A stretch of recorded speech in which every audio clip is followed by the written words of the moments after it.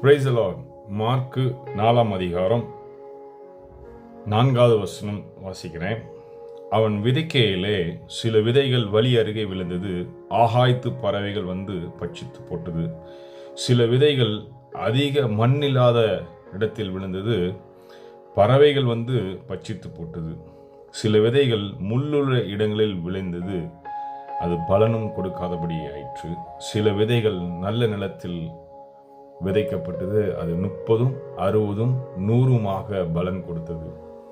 இந்த விதைகள்ங்கிறது நம்முடைய வாழ்க்கையை குறிக்கிறது. அந்த விதைகள் நீங்கள் எங்கே போடுறீங்களோ உங்கள் நேரத்தையும் நீங்கள் பழகிற நபர்களையும் குறிக்கிறது.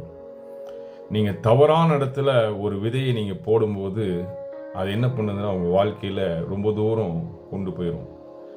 ஒரு தவறான ட்ரெயினில் நீங்கள் பாம்பேக்கு போக வேண்டிய ட்ரெயினில் ஏறணும்னா நீங்கள் டெல்லிக்கு போகிற ட்ரெயினில் ஏறிட்டீங்கன்னா நீங்கள் டெல்லி வரைக்கும் போய் சேர்ந்துட்டீங்கன்னு வச்சுங்களேன்.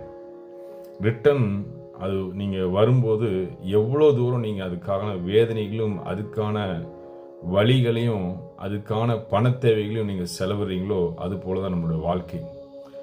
உங்களுடைய நண்பர்கள் நீங்கள் யாரை சூஸ் பண்ணுறீங்களோ அது ரொம்ப உங்கள் வாழ்க்கையில் ஒரு முக்கியமான ஒரு விஷயம். நம்மளுடைய சிந்தனை எப்படி இருக்கோ, நம்ம எண்ணங்கள் எப்படி இருக்கோ, நம்மளுடைய பார்வை எப்படி இருக்கோ, நம்முடைய இருதயத்தின் எண்ணங்கள் எப்படி இருக்கோ, நீங்கள் எப்படி இருக்கீங்களோ அது போல தான் உங்கள் நண்பர்கள் உங்களுக்கு அமைவாங்க. உதாரணத்துக்கு நீங்கள் தீய பழக்கத்தில் இருந்தீங்கன்னா அதுக்கு ஏற்றாப்புல நண்பர்கள் உங்களுக்கு வந்து அமைவாங்க.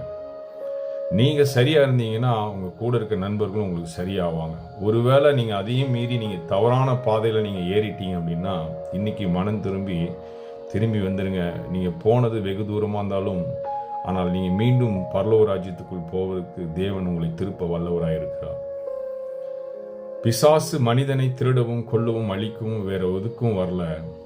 தேவன் அவர்களிடத்திலிருந்து காப்பாற்றி நித்திய ஜீவனத்துக்கு அழைத்து போகும்படி தான் அவர் இந்த உலகத்துக்குள்ளே பூமியில் வந்து மனிதனுடைய பாவங்களுக்காக மரித்து உயிர் தெழுந்து பிசாசின் பிடியிலிருந்து தப்புவித்து கொண்டு போகிறதுக்கு தான் இயேசு கிறிஸ்து இந்த உலகத்தில் வந்தார். அதனால் இன்னைக்கு உங்களை ஒப்பு கொடுங்க.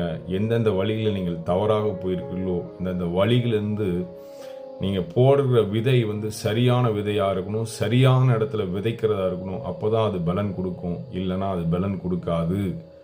நீங்கள் தவறான பாதையில் போயிருந்தா இன்னைக்கு உங்களை ஒப்பு கொடுங்க. இயேசு எடுத்து கேளுங்க, நான் சரியான பாதையில் போகிறேனா அப்படின்னு. இயேசு சீக்கிரம் வரப்போகிறார். மனம் திரும்புங்கள், பரலோக ராஜ்யம் சமீபமாக இருக்கிறது. ஆமென்.